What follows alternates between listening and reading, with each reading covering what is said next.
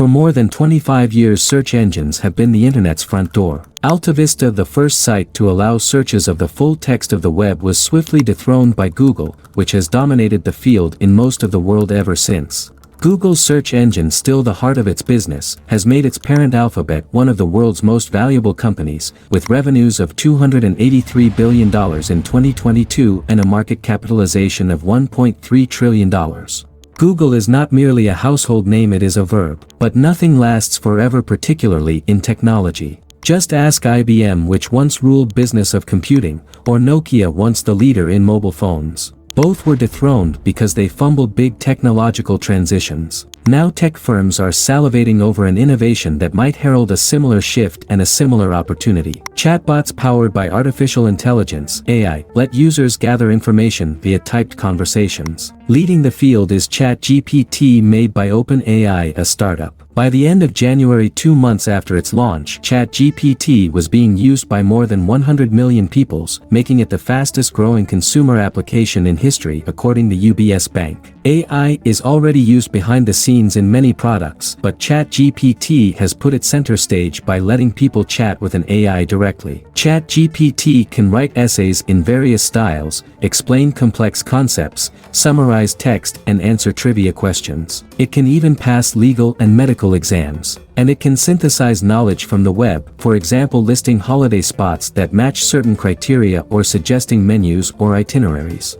If asked, it can explain its reasoning and provide detail. Many things that people use search engines for today, in short, can be done better with chatbots. Hence the flurry of announcements as rival firms try to seize the initiative. On February 7, Microsoft, which has invested more than $11 billion in OpenAI, revealed a new version of its search engine Bing, which incorporates ChatGPT. Satya Nadella, CEO of Microsoft, sees this as his chance to challenge Google. For its part, Google has announced Bard, its own chatbot, as a companion to its search engine. It has also taken a $300 million stake in Anthropic, a startup founded by ex-OpenAI employees, which has built a chatbot called Claude. The share price of Baidu, known as the Google of China, jumped when it said it would release its chatbot in March called Ernie. But can chatbots be trusted, and what do they mean for search and its lucrative advertising business? Do they herald a Schumpeterian moment in which AI topples incumbent firms and elevates startups? The answers depend on three things: moral choices, monetization, and monopoly economics. ChatGPT often gets things wrong. It has been likened to a mansplainer, supremely confident in its answers, regardless of their accuracy. Unlike search engines, which mostly direct people to other pages and make no claims for their veracity, chatbots present their answers as gospel truth. Chatbots must also grapple with bias, prejudice, and misinformation as they scan the internet. There are sure to be controversies as they produce incorrect or offensive replies. Google is thought to have held back the release of its chatbot over such concerns, but Microsoft has now forced its hand. ChatGPT already gives answers that Ron DeSantis, Florida's governor, would consider unacceptably woke. Chatbots must also tread carefully around some tricky topics. Ask ChatGPT for medical advice and it prefaces its reply with a disclaimer that it cannot diagnose specific medical conditions. It also refuses to give advice on, say, how to build a bomb. But its guardrails have proved easy to circumvent, for example, by asking for a story about a bomb maker with plenty of technical detail. As tech firms decide which topics are too sensitive, they will have to choose where to draw the line. All this will raise questions about censorship, objectivity, and the nature of truth. Can tech firms make money from this?